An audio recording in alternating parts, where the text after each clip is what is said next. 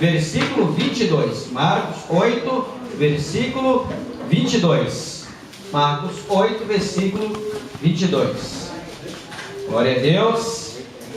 Que bom que você veio nessa noite na casa do Senhor, buscar a presença, a glória, a unção, a direção dele para a sua vida, para a sua família. Marcos capítulo 8, versículo 25 e 26. Marcos 8, 25 e 26. Tornou Jesus a pôr-lhes as mãos nos olhos, e ele, olhando firmemente, ficou restabelecido, e já via ao longe e distintamente a todos. Mandou Jesus para casa, dizendo: não entres na aldeia. Vamos lá, mais uma vez, versículo 25. Tornou Jesus a pôr-lhes as mãos nos olhos, e ele, olhando firmemente, ficou restabelecido, e já via ao longe distintamente a todos. Mandou Jesus para casa, dizendo: não entres na aldeia. Senhor Deus, eterno Pai, nós agradecemos ao Senhor por tua presença, por tua graça, por tua glória, por teu grande amor. Te louvamos, Senhor, por tua palavra, por tudo que o Senhor já fez e ainda vai fazer. Te agradecemos, Senhor, por esta vida, por cada família aqui representada. Meu Deus, em nome de Jesus, que o teu Espírito Santo ministre a cada coração nessa noite. Em nome de Jesus, amém. Glória a Deus. Por favor, poder sentar em nome de Jesus. Isso, Marcos capítulo 8. A Bíblia fala desse texto a respeito de um homem cego, e a Bíblia diz também que algumas pessoas levaram aquele cego até Jesus, né? E rogaram, pedindo que Jesus fizesse alguma coisa por aquele homem, por aquele cego. E a Bíblia diz que Jesus começou então a ministrar, né, da maneira dele na vida daquele cego, né? E a Bíblia diz que Jesus, né, fez algo muito interessante aqui, né, nesse texto. O versículo 23 diz que Jesus cuspiu nos olhos do cego, né? O que você acha de levar uma cuspida nos olhos? Já imaginou? Né? A maneira de Jesus, né? Por que ele fez isso? Às vezes não sabemos, mas a Bíblia diz que Jesus cuspiu nos olhos daquele cego. Olha só que o versículo 23 diz, né? Ele tomou o cego pela mão, levou para fora da aldeia, cuspindo nos olhos, impondo as mãos, perguntou: vês alguma coisa? Né? Ele poderia apenas impor as mãos, olha, seja, né, curado, enxergue, fique à vontade, mas a Bíblia diz que ele realmente, né, cuspiu nos olhos daquele cego. Não sabemos se aquele homem realmente nasceu cego, não sabemos se por algum motivo, né, ele perdeu a sua visão, mas eu creio que Jesus quis ensinar alguma lição para aquele homem, né, ou para os seus discípulos, porque ninguém cospe nos olhos dos outros à toa, né, apenas por cuspir, entende? Alguma lição Jesus queria ensinar, tá? Entende? Que não deixou aí claro, né, nesse texto. Mas nessa noite iremos aprender, né, como ser útil à sua família e ao reino de Deus. Como você ser uma pessoa útil à sua família e ao reino de Deus. Você considera-se uma pessoa útil? Quem acha que é útil aí? Inútil. Quem acha que é inútil? Né? Não sirvo para nada. Eu não presto para nada. Né? Tem gente que fala isso: eu não sei para nada. Eu não presto. Eu não valho nada. Ou alguns dizem, né, talvez até na própria família: você não serve para nada. Alguém já falou isso para você? Não é? Já? Tem alguns que são sinceros, né? Alguém já falou para você: você não serve para nada. Você não presta, né? Você não vale o feijão que você come. Alguém já falou assim? Alguns falam isso, né? Você não vale o feijão que você come. Misericórdia, né? Que coisa. Mas iremos então entender como ser realmente uma pessoa útil. Porque Deus nos chamou não para ficarmos apenas sentados, né? Sentados, acomodados. Deus nos chamou para sermos úteis, para abençoarmos vidas, para resplandecermos a glória dele por onde nós andarmos. Deus nos chamou para sermos uma grande bênção no reino dele, para servirmos as pessoas, mas servirmos principalmente na nossa casa. na nossa família. E a Bíblia diz: aquele que não cuida dos seus, principalmente do da sua família, negou a fé, e é pior que o incrédulo. Você já viu alguém que de repente ele se preocupa muito mesmo com as pessoas, com os colegas do trabalho, sei lá, da faculdade, da escola, com os amigos da rua, e para os de casa ele não está nem aí? Conhece alguém assim? Quem conhece alguém assim? Olha só, se preocupa muito com os outros, mas não se preocupa com aqueles que estão na sua própria casa, na sua própria família. Despreza o pai, despreza a mãe, o filho, moram todos debaixo do mesmo teto. Mas muitas vezes essas pessoas valorizam mais os de fora do que os de dentro de casa. Deus deseja que você valorize essa pessoa que é do seu lado. O seu esposo, a sua esposa, o seu filho, o seu pai, a sua mãe. Porque já imaginou se essa pessoa da sua família descobre que você valoriza mais os outros de fora do que ele, do que ela? É possível alguém valorizar os de fora e esquecer dos de casa? Claro que é, infelizmente é. Mas que isso não aconteça com você. Que você seja uma pessoa útil, principalmente na sua família, na sua casa. Primeira atitude que precisamos ter para sermos uma pessoa útil é: precisamos conduzir, levarmos pessoas a Jesus. Levarmos pessoas a Jesus. Quantas pessoas você já levou a Jesus este ano? Estamos que mês? Estamos no quinto mês, né? Mês 5, quinto mês. Quantas pessoas você já ganhou para Cristo esse ano? Outra pergunta: se a sua salvação, a nossa salvação, dependesse, né, da quantidade de pessoas que levamos para Jesus, né, você seria salvo? Não? Que coisa. É mesmo? Imagine só. Eu acho que talvez, se fosse assim, nós iríamos nos esforçar um pouco mais. Sim ou não? Sim. Eu tenho que ganhar alguém, tenho que levar alguém para a igreja, para Jesus, porque você não vai querer que eu perca a minha salvação. Entende? Mas que nós possamos fazer isso, ganharmos pessoas para Jesus, não por interesse próprio, né? Se essa fosse a situação, mas tudo o quê? Para glorificar o nome do Senhor, para resgatarmos vidas das mãos do inimigo. Tem gente, né, nas trevas, talvez do seu lado, totalmente, né, uma vida totalmente fora da presença do Senhor, do seu lado. E Deus chama você para ser luz. Olha só, o versículo 22 diz assim: chegaram a Betsaida e lhe trouxeram um cego. Chegaram ali naquele lugar e imediatamente as pessoas pegaram aquele homem que estava precisando de Jesus, da salvação, da sua visão, e levaram. As nossas células, nossos grupos familiares, são ambientes propícios, excelentes para quê? Para ganharmos vidas, para realmente levarmos pessoas para Jesus. Porque se você convida alguém para vir à igreja, e a pessoa não tem esse costume, geralmente ela vai dizer: não, não gosto, não vou, um dia eu vou. Alguém diz: não tenho roupa para ir. Alguém foi para você? Você acredita que já falaram para mim esse negócio? É verdade mesmo, né? Eu não tenho roupa para ir para a igreja. Misericórdia, o que é isso, né? Verdade, já falaram para mim: não tenho roupa para ir para a igreja. Misericórdia. Tem roupa para ir para tanto lugar, né? Como se Jesus estivesse preocupado com a roupa. Eu estava perdido. Estava perdido, né? Entende? Então algumas pessoas falam isso, né? Não tenho roupa para ir. Então, é importante que você levar pessoas a Jesus. Segundo lugar, seja uma pessoa que se movimenta. Seja uma pessoa que se movimenta. Não seja uma pessoa, né, parada espiritualmente falando. Deus quer que você seja uma pessoa que se movimenta. Uma pessoa que faça a diferença no reino. O versículo 22, eles chegaram a Betsaida, eles não ficavam, né, estacionados. Eles realmente andavam, eles realmente iam, né? Como diz a palavra: ide por todo o mundo e pregai o evangelho. Ainda, quem você acha que poderia estar precisando hoje?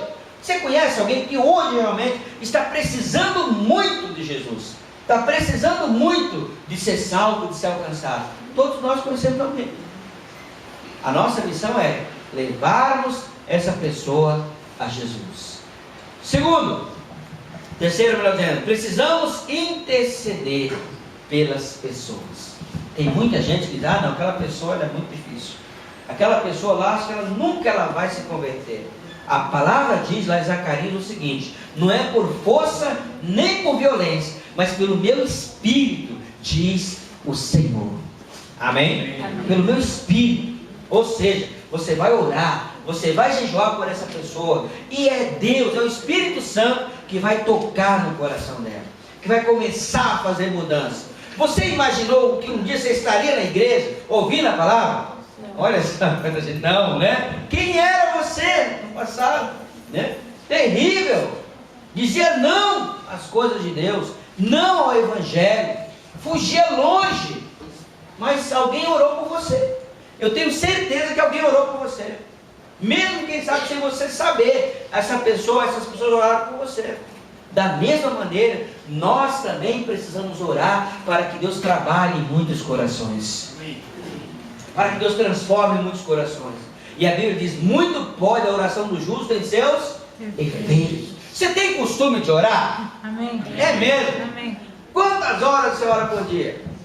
Quem tem costume de orar? 2 horas, 1 hora, 50 minutos, 40 minutos, 30 minutos, 20 minutos, 15 minutos, 10 minutos, meu Deus, 5 minutos. Jesus, só restou 1 minuto agora. Como é que é? No trabalho você pode orar em pensamento. Você está ali, né? Você pode ir em algum ambiente ali, enfim, né? Claro, não pode ir lá se esconder, né, no banheiro, em algum lugar, né? Para, né, dizer que está orando e deixar o resto de lado, né? Aí fica claro, levanta um pouco mais cedo, né? Ore antes. Pois não. Eu sempre estou intercedendo em pensamento. Assim. Em pensamento, orando em pensamento. Eu oro toda quarta pelo alimento na célula. Ora toda quarta pelo alimento na célula. Que pensa, olha só, olha aí. Que bom. Mas é importante que você tenha um hábito de orar. Alguns têm facilidade de orar à noite, eu falei isso aqui. A minha esposa tem facilidade de orar à noite, mas à noite eu já estou, né? Enxergando o campo para todo lado. Entende? Eu tenho facilidade de orar de manhã cedo.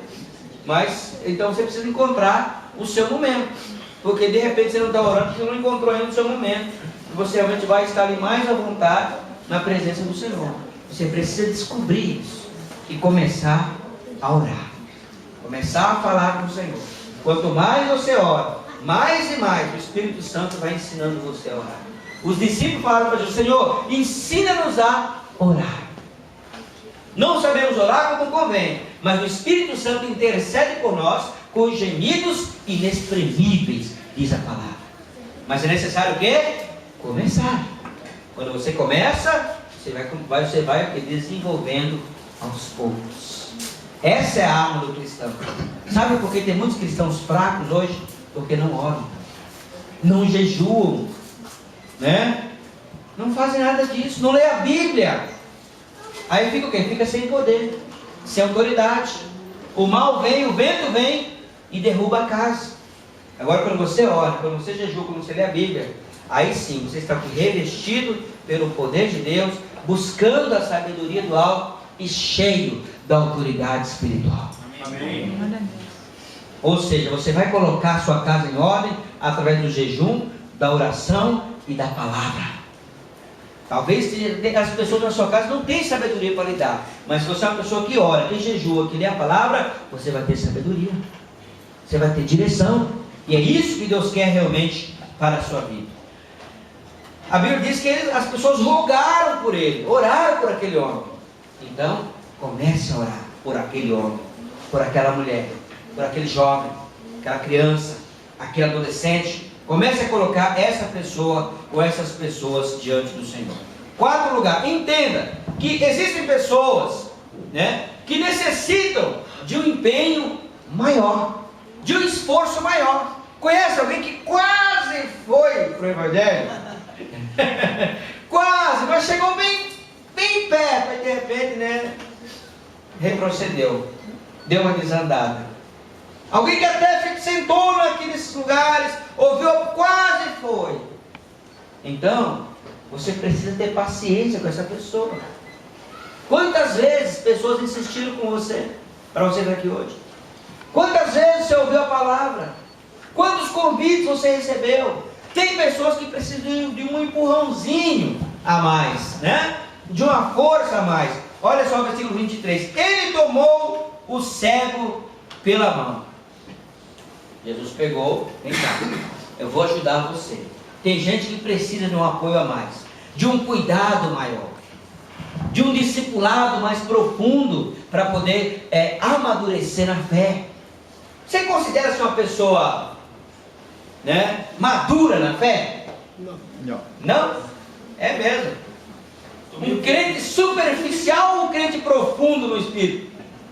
O que você considera? Você é maduro na fé? O que você é hoje na fé? É um menino? É um adolescente? É um jovem ou é um adulto? Criança. Criança. Bebê. Ainda está no leite. Eu sou adolescente. Adolescente na fé. É mesmo. Vamos lá. E os demais? O que você é? Criança? Adolescente? Jovem ou adulto? Ancião na fé. E aí? Deus quer que você seja o quê? Adulto na fé. A Bíblia diz que nós devemos comer alimento sólido, ser maduros, adultos. Tem pessoas que passam a vida toda no Evangelho como menino, agindo como menino. Já imaginou se você, né, ficasse a vida toda com 3 anos de idade? Né?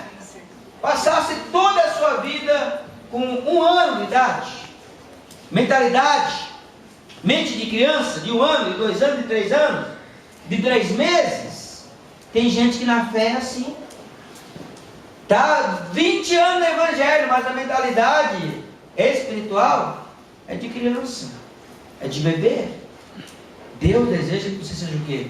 Um homem na fé, uma mulher, um adulto espiritual, alguém realmente que faça alguma coisa em prol do reino. Porque criança é o quê? Que criança é?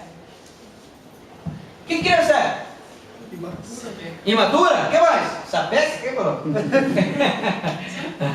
Que criança é?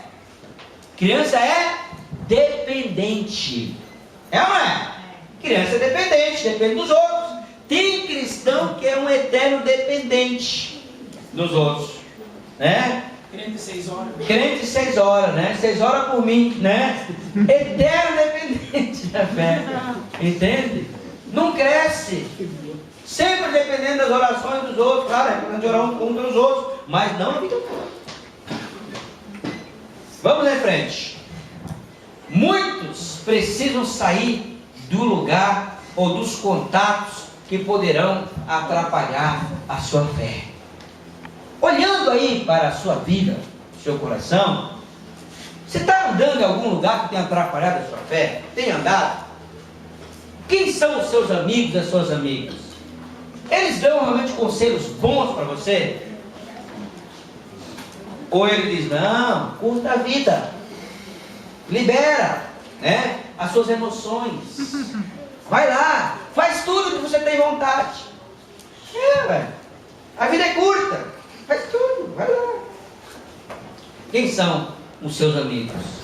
O versículo 23 diz ainda que Jesus tomou o cego pela mão e levou para fora da aldeia.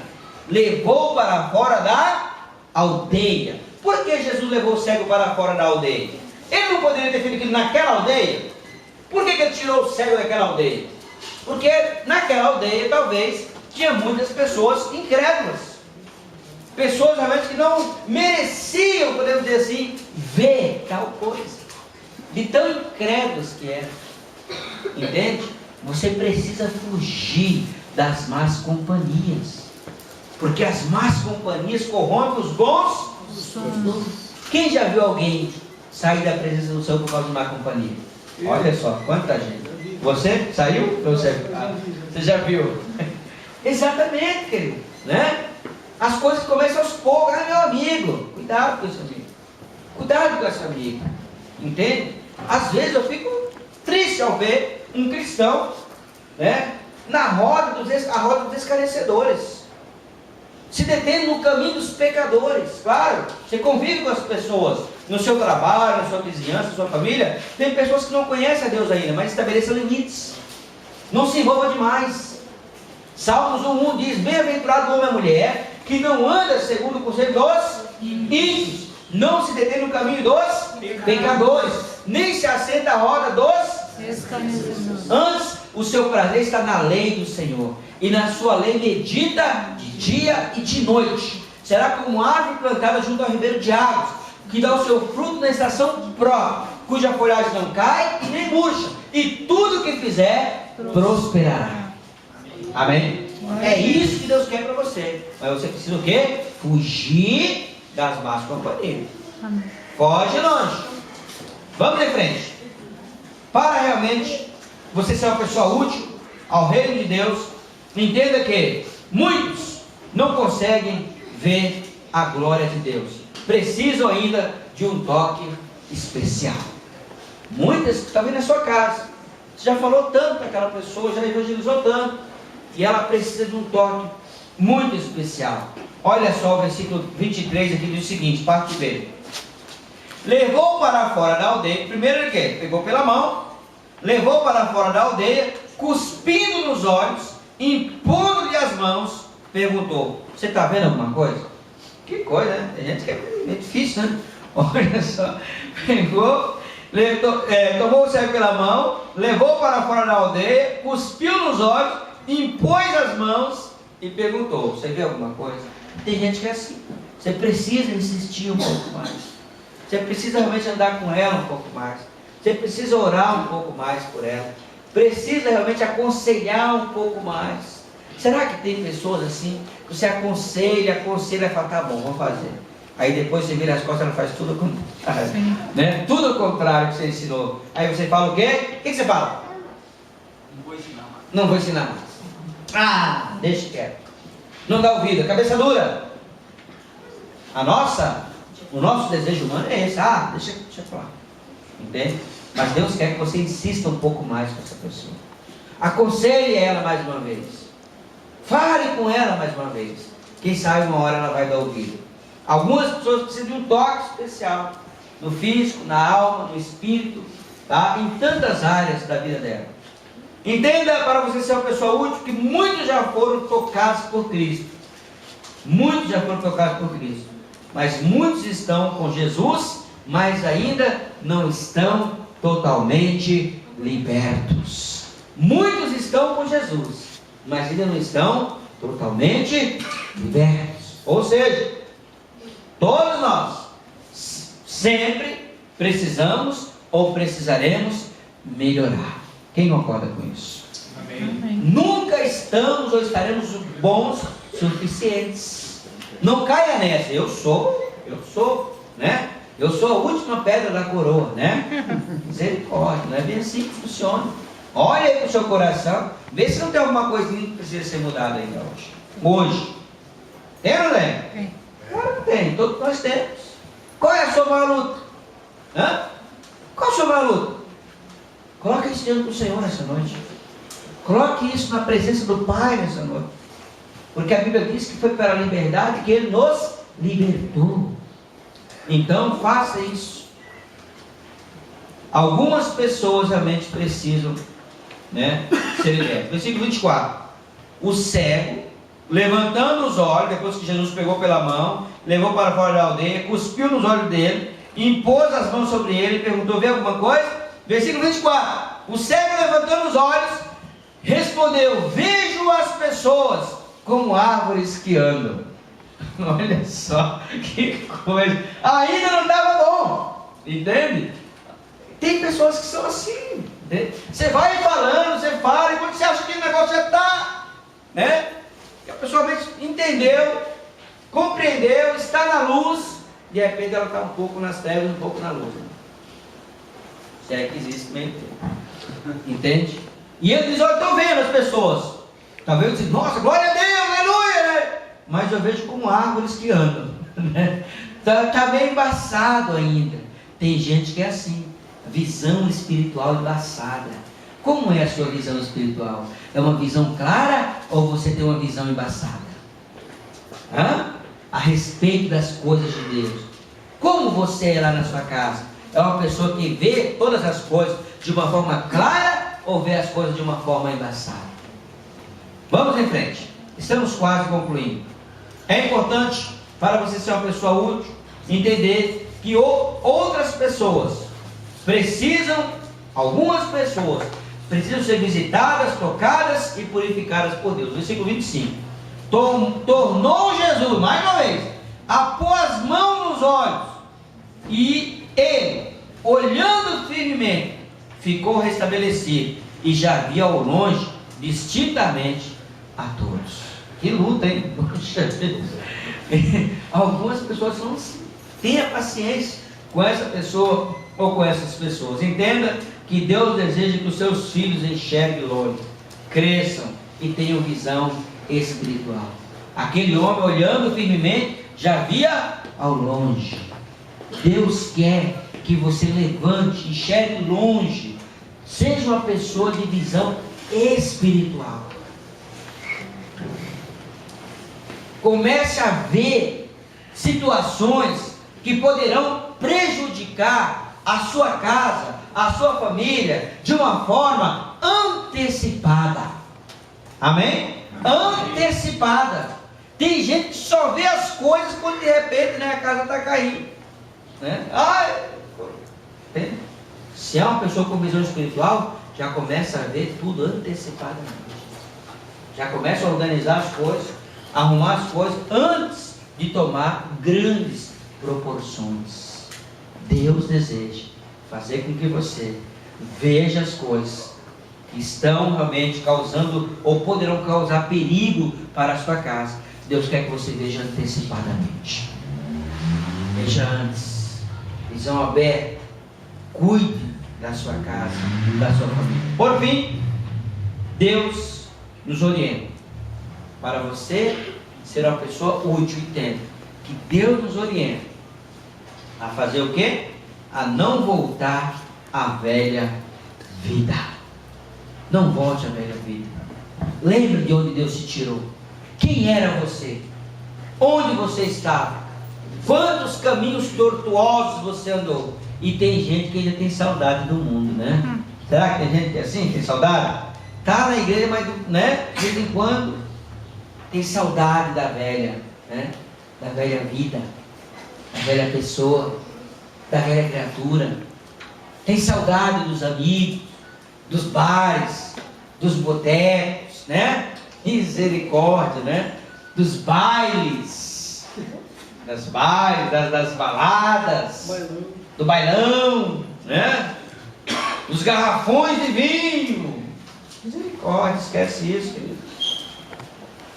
O povo de Deus, quando saiu do Egito, Deus libertou, disse que eles iam entrar numa terra que manda leite e mel, uma terra abençoada, realmente preparada por Deus. Estavam eles caminhando em direção a essa terra, eles reclamaram, dizendo que estava funcionando do quê? Dos melões, dos pepinos, das cebolas e dos alhos silvestres. Que coisa! Comendo pão do céu, maná que Deus deu a eles, as codornizes, que Deus enviava, a nuvem para proteger do sol, a coluna para aquecer de fogo, para aquecê-los à noite, e eles reclamando, com saudade dos pepinos, dos melões, dos alhos, das cebolas e não sei mais do que. Tem gente que é assim, está tão maravilhado na presença do Senhor, tão purificado, Deus abençoou tanto, e ele tem saudade de tudo isso que eu acabei de falar do mundo, dos botecos, das amizades antigas, das biqueiras, Explica o que é biqueira, porque eu não sei que é negócio da curva aí, É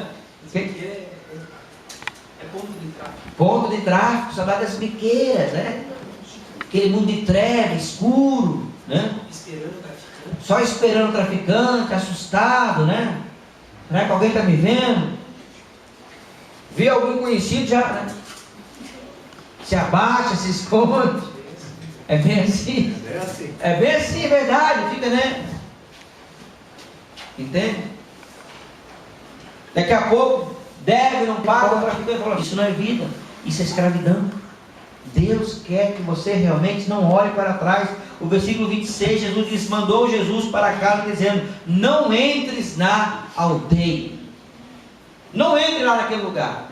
Possivelmente, ele foi para lá, mas eu acho que ele não morava lá.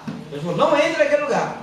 Ou seja, se você entrar lá, aqueles incrédulos vão contaminar a sua fé. Não entre na aldeia. Em outras palavras, não volte para o mundo. Não volte para as más companhias, para as velhas amizades. Ou seja transformado, seja liberto, seja útil para abençoar a sua casa, a sua família. Amém. Amém? Que Deus continue falando ao seu coração, ministrando ao seu coração, ministrando a sua vida, e que você realmente continue orando, vigiando, para não cair em tentação. O espírito, na verdade, está pronto, mas a carne, Bíblia diz, a carne é fraca. Aquele que pensa que está de pé, cuide, para que não caia. Lembrando sempre, que o diabo vai oferecer para mim e para você, aquilo que nós mais gostamos. Aquilo que mais realmente entristece a Deus. É isso que ele vai oferecer. Então fique atento. Vigiai e orai para não cair em tentação. Vigie. Fuja do pecado, do mal. Resista ao diabo e ele fugirá de você. Amém? Deus abençoe grandemente a sua vida nessa noite tão especial. Continue com esse propósito, com essa visão de ser uma pessoa útil. Não existe ninguém que não saiba fazer nada. Entende? A não ser que seja totalmente possibilitado. Mas até aquelas pessoas que de repente não têm as suas mãos, não têm os seus pés, já vi pintando quadros lindos com a boca. E tem gente aí com os pés, com as mãos, com os olhos, com os ouvidos, tudo funcionando perfeitamente e dizendo, eu sou inútil, eu não presto para nada. Misericórdia, né? Misericórdia. Outros não têm as mãos, pintam, escrevem com os pés. Entende? Olhe para você e diga, Senhor, o que o Senhor deseja que eu faça no teu reino e na minha casa? Onde o Senhor quer que eu seja útil? Onde o Senhor quer que eu realmente venha servir? E Deus vai falar com você. Deus vai mostrar a você. Amém? Amém. Glória a Deus. Louvado seja o nome do Senhor. Que Deus realmente abençoe.